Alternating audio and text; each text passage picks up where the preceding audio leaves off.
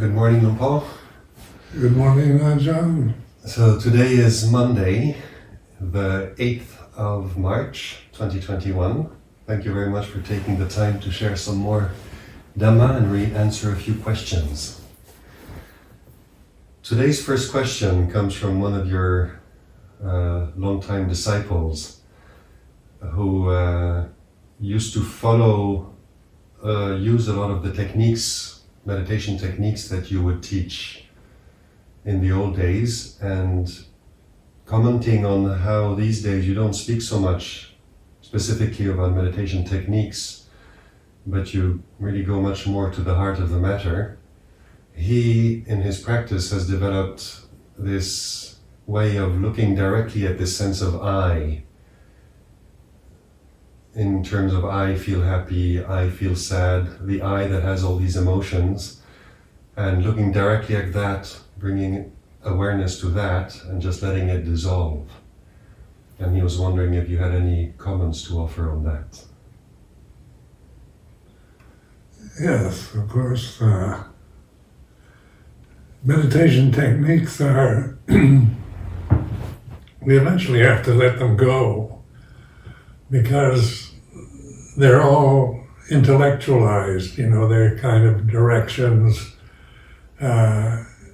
given with words and can be helpful in the beginning. But just like using the pronoun I, the English personal pronoun I, it's still a word, it's still a English grammar. But it's in so much of my instructions is to deliberately think and observe, be the witness, observe thinking, rather than try to think about not thinking or about techniques. Because I found, that one goes around in circles, just trying to figure out everything, trying to figure out who is aware and who is it that knows, and endlessly, try to find somebody that is a subject. But like Puto, the mantra that Lumpur Chaso gave me was, the Buddha's name. So it means, it means Buddha or awakened consciousness.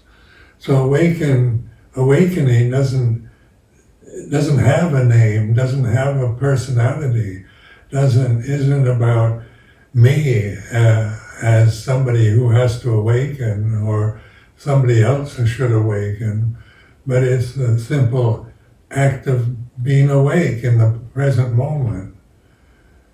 And so eventually we have to let go of everything, all our knowledge, all our obsession with techniques and trying to get something, trying to get rid of things.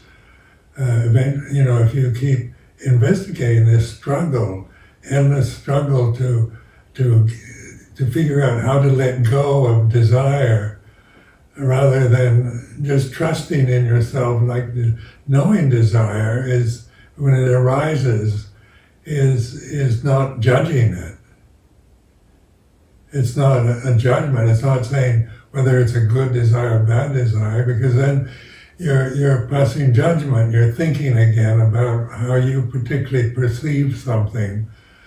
But it's like to trust in the natural wisdom that is our true nature, to see desire is, to want something you don't have is like this.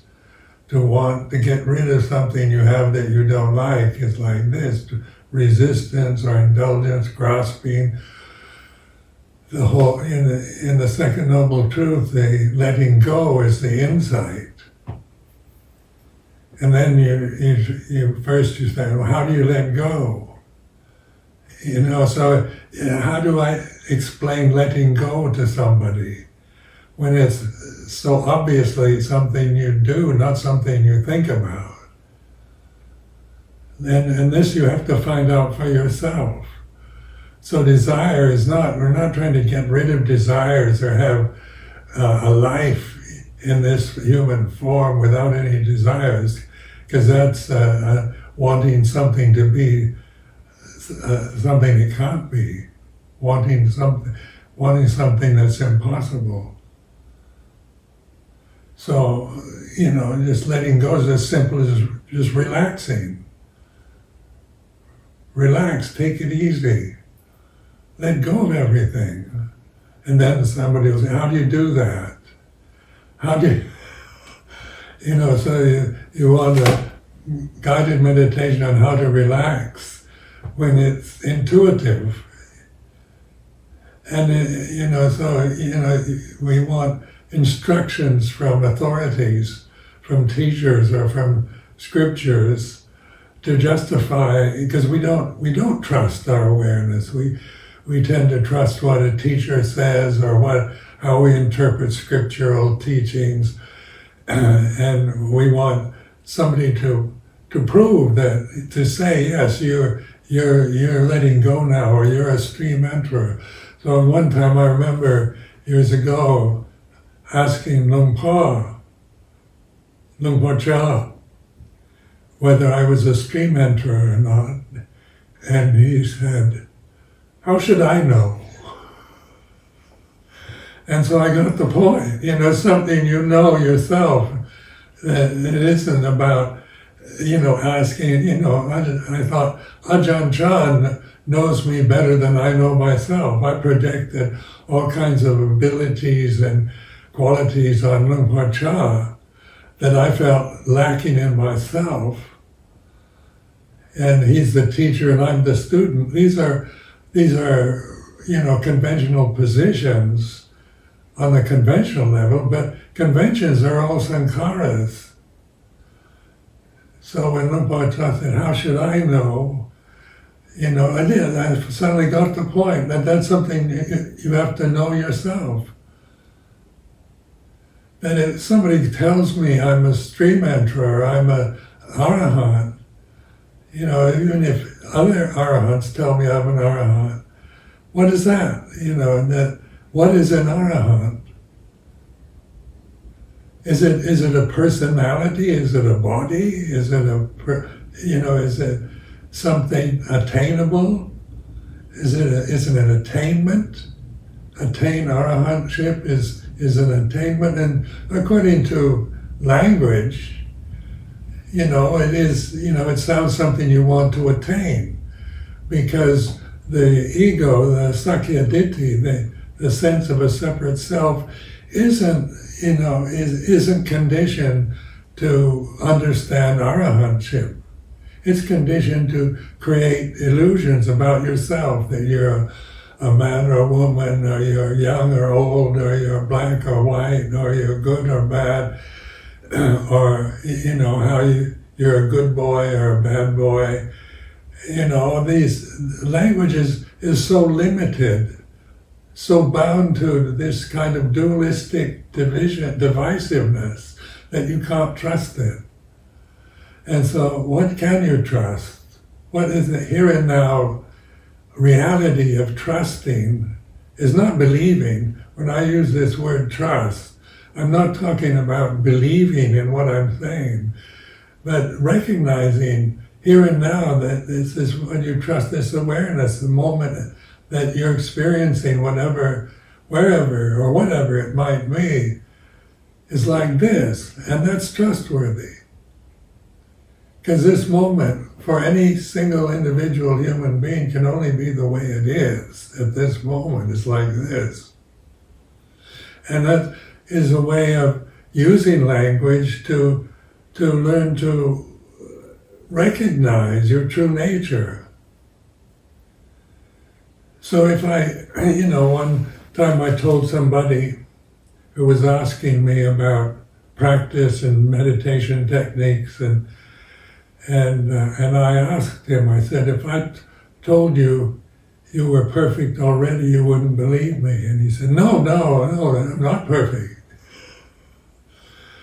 But so this is a reflection, not a doctrine, perfection is reality itself. Or whether you want to use the word perfection, it's beyond perfection, but it's here and now.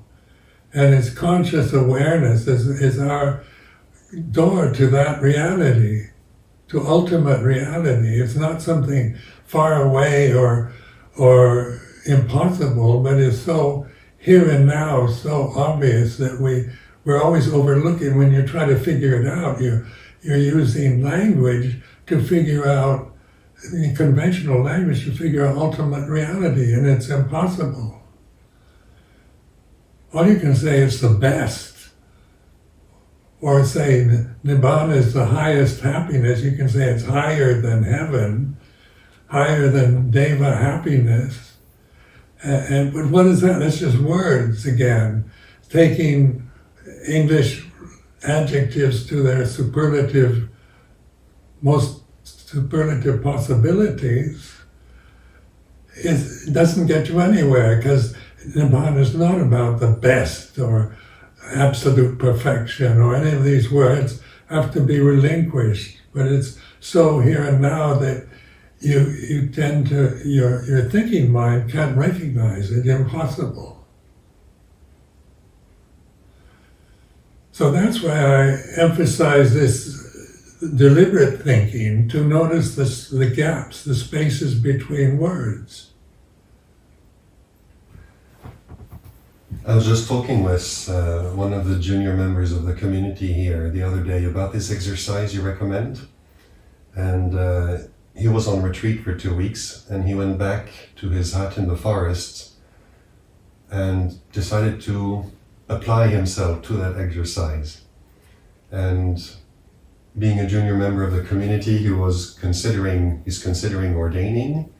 And then of course there are doubts, and he's young, so he could see in his mind all these thoughts about the future coming up. And thinking about the future just brings worry and concern. And then all of a sudden he could sense there's something inside just telling him, just relax, it's okay. You don't have to figure any of this out. Which was a very good way of describing, connecting with the space between the thoughts and what arises in terms of intuitive awareness. Yeah, that's a very good example. Because the future is imagined. When you think about the future, you're going to worry about it. Because you're just going to get old, get sick and die, no matter how young you are. We know the future, ultimate future is death for the body. And then, there's so many ominous signs, warnings about climate and pandemics and universal chaos and Armageddon and the end of the world and planetary dissolution and we can think of all kinds of possibilities for the future. Or, the optimist hopes for the future. We're going to establish the perfect political system where democracy will be just and fair completely, and everybody will abide by that intuitive wisdom where they respect the Constitution, the institutions, and respect each other. And that's, you can think all the best things possible as a utopian dream. But that's imagination, put it in a context of not just believing, getting high on inspiration or depressed on worry and anxiety, but being the knowing that anxiety about the future is like this. The future is always got something to worry about. The past it's just a bubble. It has no core, no essence, no heart to it. Memories are, they're like these bubbles that little boys blow through, rings, and these bubbles float in the air, and they can become quite big and quite beautiful, but when you touch them, there's nothing there. You can't find a trace. memories are like that. They repeat themselves, so we have memories and we have retentive memory, so we remember the past. And the past is always, we remember happy days when life was wonderful and successful. We remember the miserable times or the guilt and remorse that we feel about things we've said or done in the past. It's all memory, which are just soap bubbles, and yet you grasp soap bubbles and then you feel guilty, remorseful, regret. It's interesting, when somebody dies, people will come to me and say, I should have paid more after somebody dies, and there's this guilt that you're still alive and that you should have paid more attention or been more kind and less abrasive or more, interested in their lives, and that you regret that you didn't visit them very often. And people get caught up in guilt and remorse about things that they should have done in the past. But when you look at a memory as a memory in the present, it disappears. It's like one of those bubbles. You touch it and it dissolves into thin air. And what's left is silence, peace. So the gaps between words is peaceful. It's not exciting, not interesting, not depressing. It's not past or present. It's not a soap bubble. It's like this. And you're fully aware, you're fully conscious, aware of nothing. But consciousness, knowing consciousness is like this, is enough. It's peaceful. Where when you try to think about consciousness, then you get caught in doubt. What did Freud say? What did Carl Jung say? What does the Pali Dictionary say consciousness is? What did this great guru or Swami say about consciousness? What are the latest behavioral scientists saying about consciousness?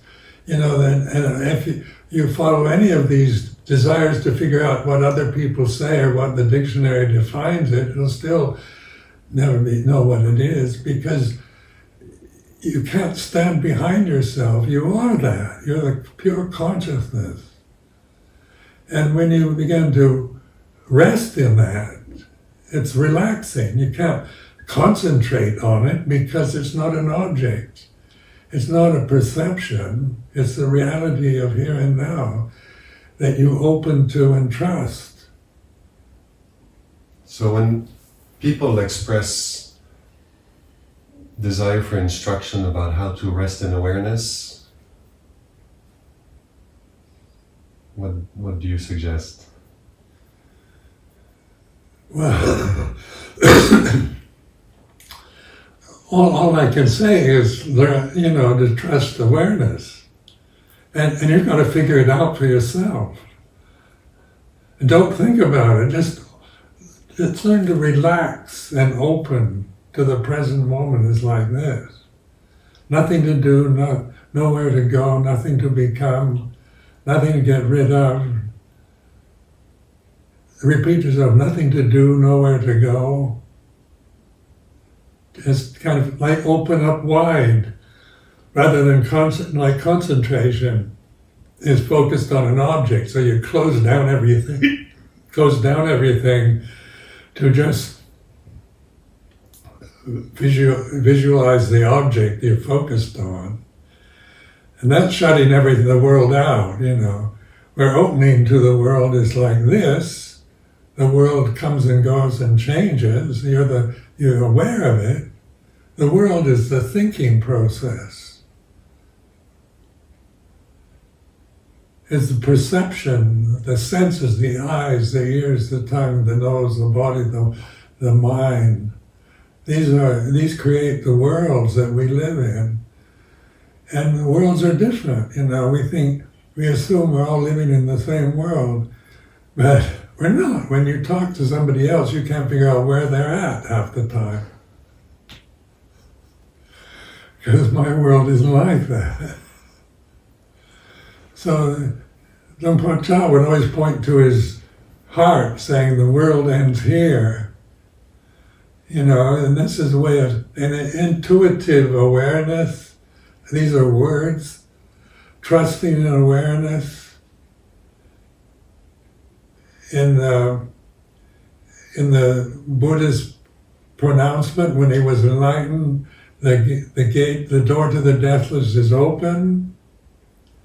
That's a profound announcement. And that really inspired me years ago when I first became a Theravadan Buddhist. The gates to the deathless are open, and that was after the Buddha was enlightened.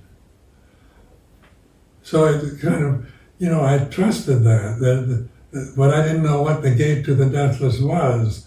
And then he says, for those that are listening, like listening is not just listening to me, but open.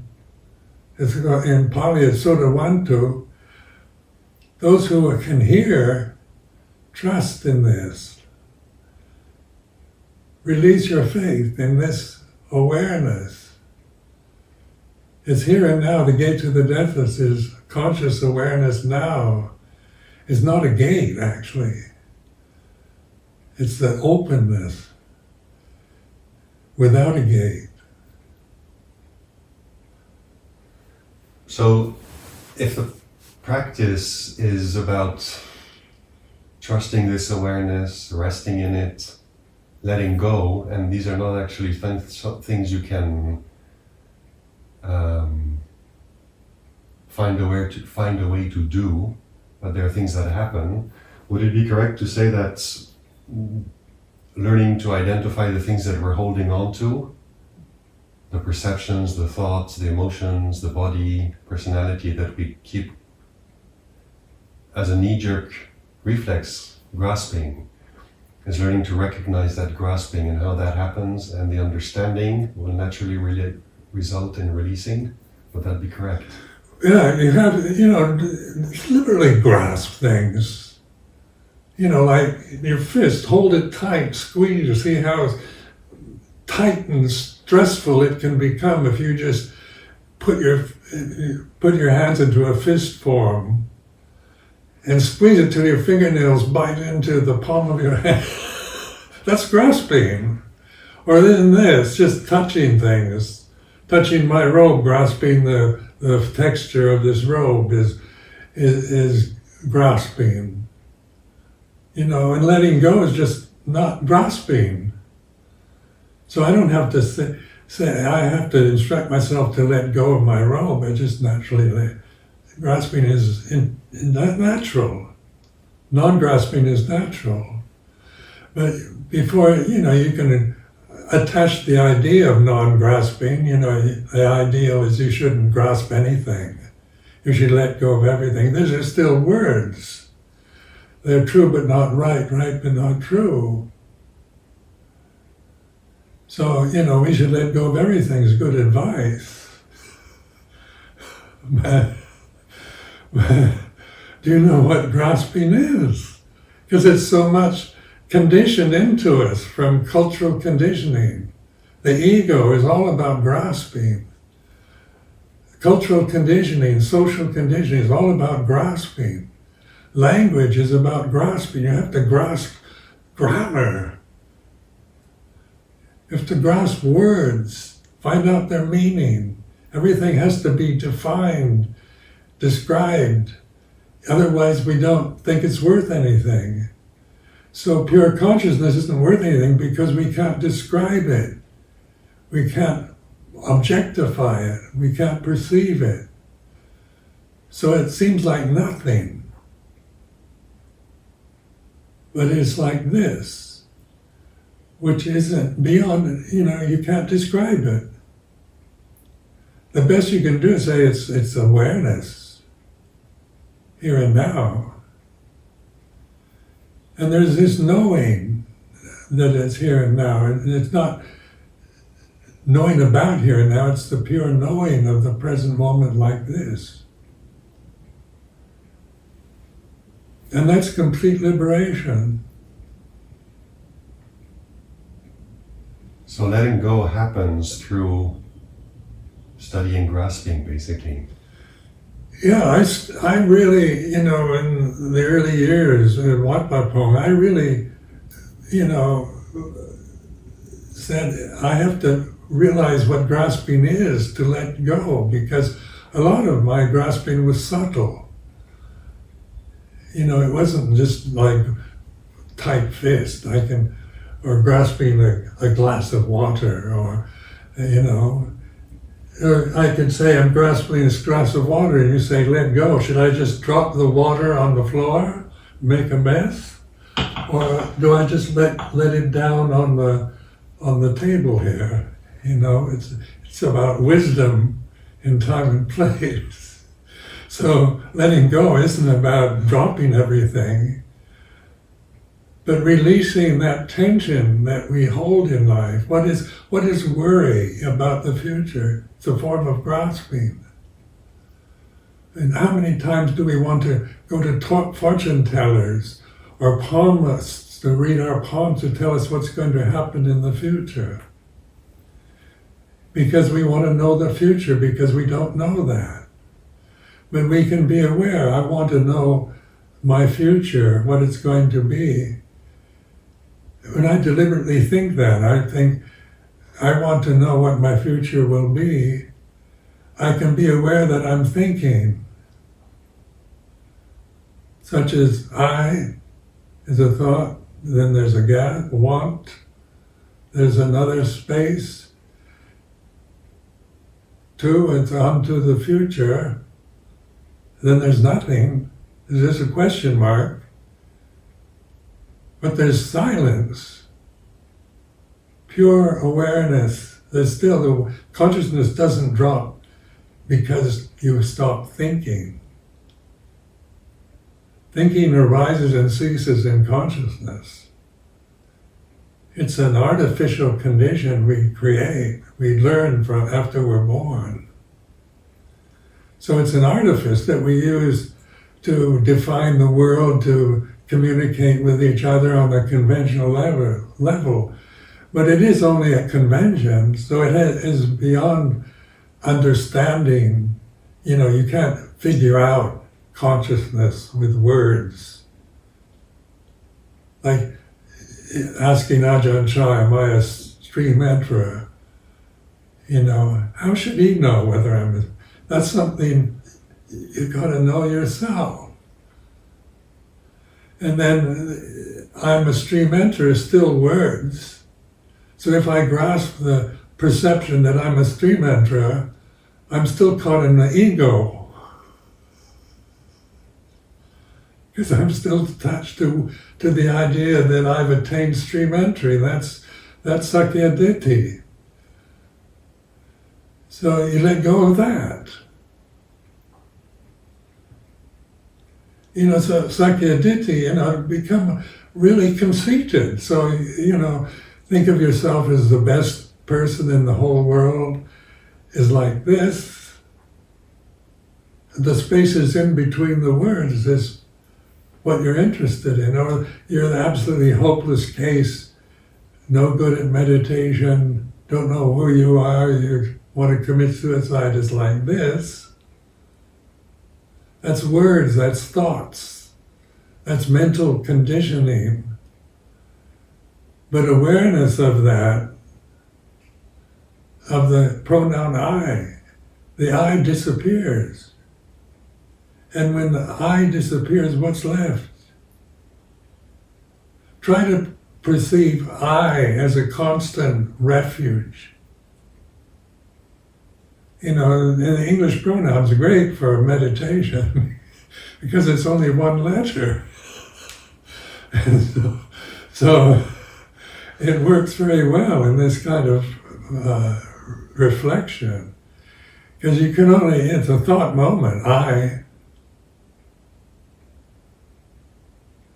So you kind of have two thoughts in the same moment.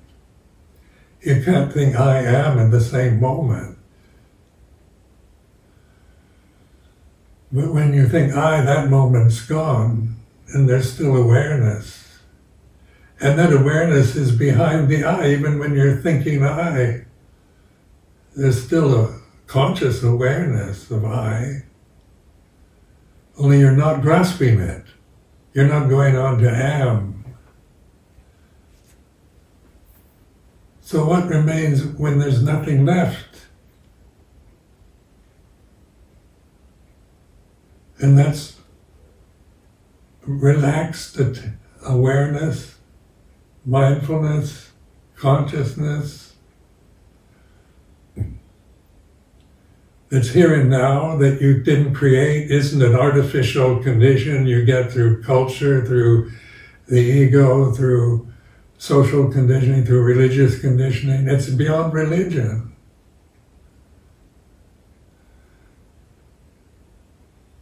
So, encourage you to see religions are just directional signs, they're not absolutes. And religions talk about the absolute, but that's another word, another concept that is desirable. But learning to trust just this pure, simple attentiveness, here and now is like this. So you're open, like my ears tend to open wide, it's like listening. And rest in that.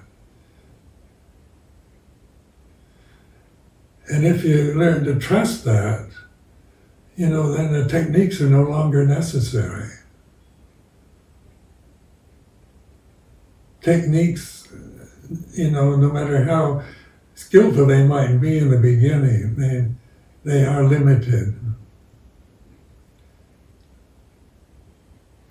So bringing this into a situation where people have challenging situations coming up in their professional lives, they have health scares, a diagnosis, and they're wondering how bad it's going to be, how much longer they have to live. These situations, which can be very challenging and steer the mind into a lot of thinking and worrying. And feeling you need to do something to sort of sort out these problems, fix them. How do you bring that into these situations? Well, I recommend using a situation like, bringing into consciousness your fears or doubts about the future is like this. Don't resist them. Don't try to get rid of them by developing kind of techniques to avoid it. But if doctor tells you you're in the 4th stage of cancer, and this is how you feel when you hear that, it's like this. You learn to trust that awareness. Cancer is just, it is part of the worldly condition, the degeneration of the body. We take it personally and see it as something we don't want. This doesn't prove, I'm not saying you shouldn't do something about it, but if you want to really learn from life, or learn from sickness, you've got to open to it. Relax with it. See that, just the word cancer brings up a dread in most of us. None of us want cancer. I don't want to have cancer. And, I get a physical examination every year. And they do this ultrasound where they take this machine and hear the sounds inside your internal body organs. And I keep thinking, at 86 years old, they're going to find some kind of tumor or cancer in there that I don't want to know about. So, you can see, I watch myself waiting for the word, because you don't know what's going on inside in your internal organs, what they're doing. And they're old now. They're 86 years old and they don't function all that well. But it's like this. And open to that silence. Cancer, the word cancer dissolves in silence. So whether it's the first stage or fourth stage or it's final or whatever, it doesn't matter really if you trust your awareness. Then you've learned what you need to learn in this life. It doesn't matter how long you live as long as you realize the simplicity, the beauty of Dhamma that's available to us here and now. No matter the condition we find our bodies in or our mental problems might be, however you perceive them. There's one thing you have said a couple of times which I really like is we're all just working through our karma. Yes, that's why are we all different? Why are you different from me, Ajahn? Because sometimes I don't understand what you're talking about. And we're both monks, Buddhist monks, and so on. And then, as a Buddhist monk, you become a teacher, and then people talk about themselves, and you realize they live in a world that you're not, your world isn't like that.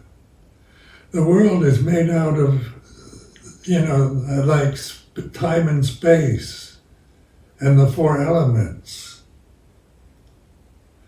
So, you have, consciousness is here and now. Space is in consciousness. You can perceive space. So you can observe, just looking around this room, you see space, space outside this room. And then you begin to see that the room or the kuti is in space. That space has no boundary. You perceive it. Try to perceive consciousness. You can only rest in it, relax in it. You can't find it as an object. Space you can perceive. The solid element, the earth element you can perceive. Water you can perceive. Fire you can perceive. Air you can perceive. You can feel. The four elements, earth, fire, water, and air, then space and consciousness. So it's learning to let consciousness open to not just be caught in the belief that we have around time and space and the four elements. And so the four elements couldn't exist without space. You can't have forms without space. Just try to imagine forms with no space. You can't do it. Space is necessary for a form to exist, for time to operate. Like these bodies are time mechanisms. They're born, they grow up, get old and die. They're time-bound conditions, and they're in space. But what isn't in space is consciousness. That's why you can't conceive it or perceive it. It's the perceiving ability. It's consciousness that knows space is like this, knows the solid element is like this, knows the liquid element is like this, knows the fire element is like this, knows the air element is like this. Conscious awareness. And then space and time are creations, they're not ultimate reality. So they're different. what we share, what you and I share at this moment, is consciousness. It's the same. It's not personal. It's not inside me and confined to my body, to my brain, and consciousness is specific to you inside your body and your brain. It's the same consciousness that we share with those squirrels romping out in the garden. The squirrel consciousness is different. Consciousness is unitive. Where what's divisive is the conditions, is space gives room for division, so you're sitting there across the room from me. That's what I'm seeing through space, through my eyes, which are limited conditions. And so, you reflect in this way, and your real refuge is consciousness, rather than in what you think or what you believe or what you imagine. Where most people's world, you're going to imagine things differently, or how you receive what I'm saying. I don't know how you're receiving it, but it's, you can be aware that you're feeling like this. And then somebody else listening to this reflection is going to feel something else. So on the level of conditioned phenomena, we're all different. That's why it's hard to agree on things, and why we divide everything, critical or prejudices or biases, cultural identities, social class identities are all artifices that we identify with that have no foundation other than they're empty when you examine them. They're empty phenomena. They rise and they cease, but they have nothing, no heart, no core, no center, no essence. They're just like soap bubbles. And this is what we fight over, what we quarrel over.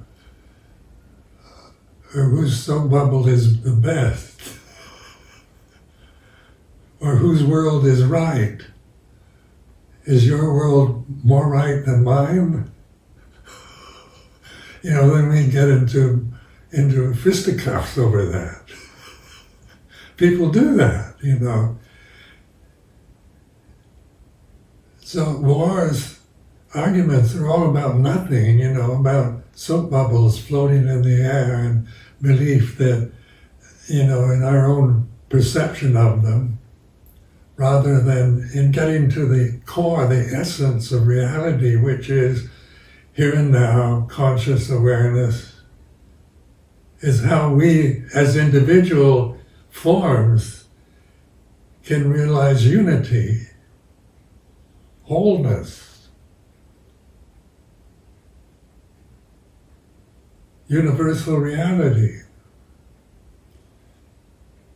Whereas a person, as a personality, I can't figure out universal reality. I can imagine, all kinds of things in abstract words to define a reality, but reality is here and now, not about something that depends on words. So it's learning to, learning to trust really what you really are, rather than what you think and believe you are. Some teacher tells you you're not ready for meditation, or you've got to get rid of your defilements. You're going to believe the teacher at first. Or you're going to disbelieve the teacher. So believing or disbelieving is pretty much the same thing. You're not investigating, you're not looking into the nature of your own reaction. If a teacher says you'll never get enlightened in this lifetime, you can be aware of your emotional reaction to that statement is like this. And that's awareness. That's enlightenment. That's seeing things as they are. Or if you believe, that some wise sage tells you you're not any good, you're going to believe it. You could spend the rest of your life believing in an illusion and die with that thinking you're going to be reborn in some terrible state because this great teacher told you were a hopeless case and not any good. So do you have to believe teachers or scriptures?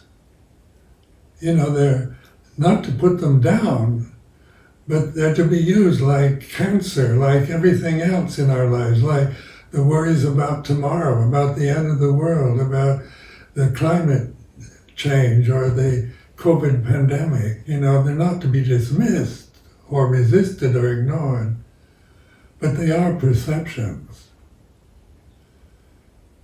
And so, here in Amaravati, we've got this lockdown, COVID-19 pandemic lockdown.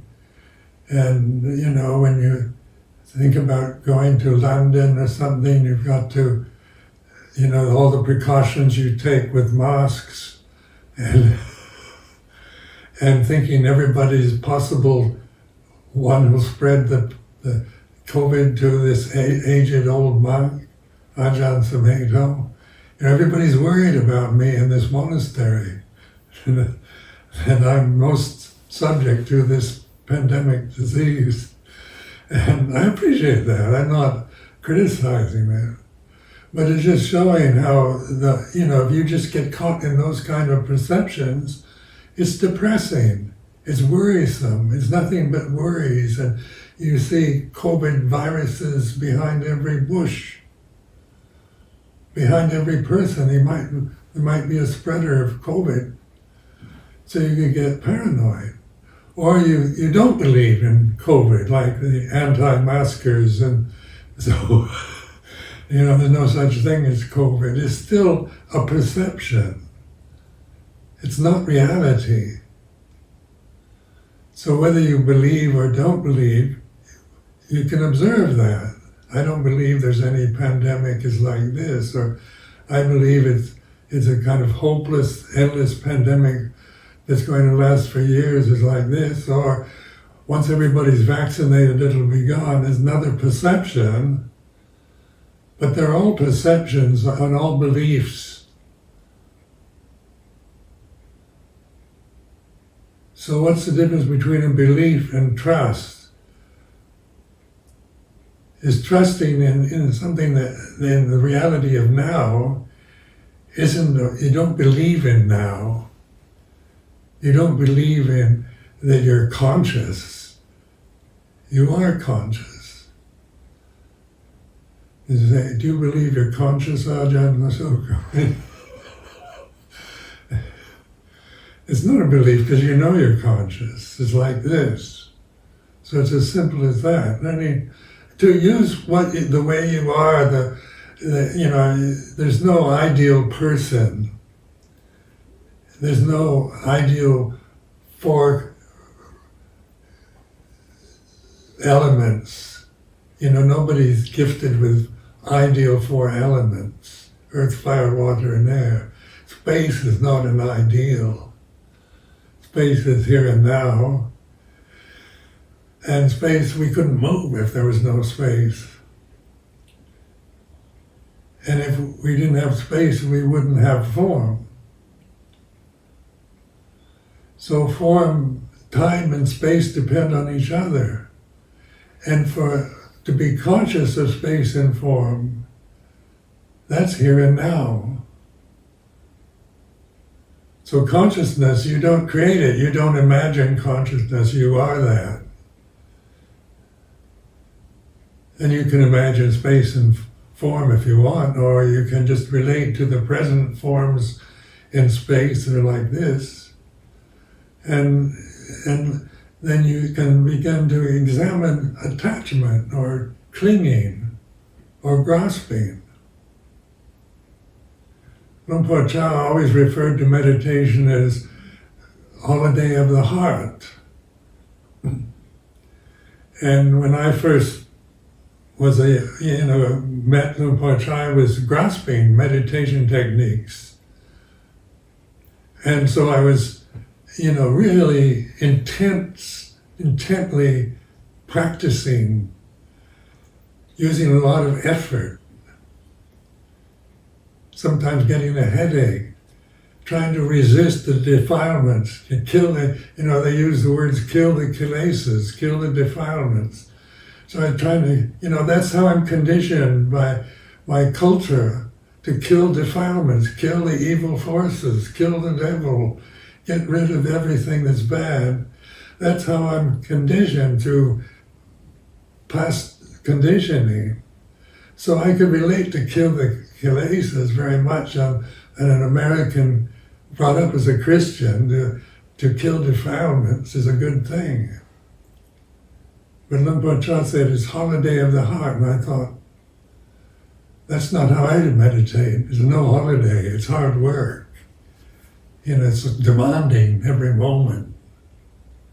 Where holiday of the heart, what is a holiday? Time to open and relax, release your grip on everything, no worries, no tomorrow doesn't matter. Sit in an easy chair, open to life as it is. It's a sense of relaxed contentment, peace, nothing to do, nowhere to go, nothing to become. And then the mind will start thinking, you've got a lot to do, you've still got, and you be aware of that. The mind is conditioned to doubt that, doubting this openness, this relaxed holiday of the heart is too easy. You've got to conquer.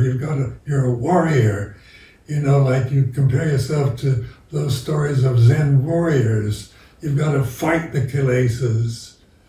And so, we see meditation as a constant battle against evil and delusion, and we have the whole language to define evil or delusion or what we don't want to resist, to get to deny or resist.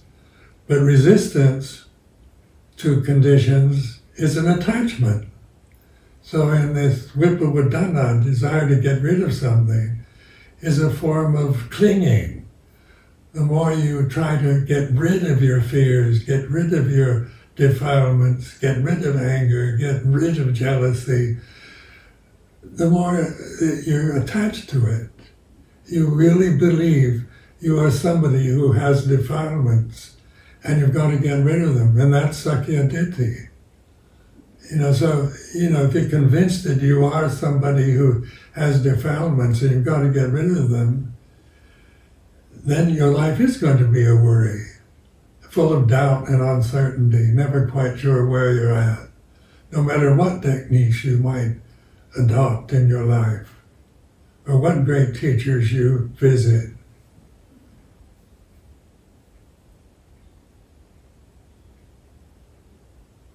Thank you, Lumpur.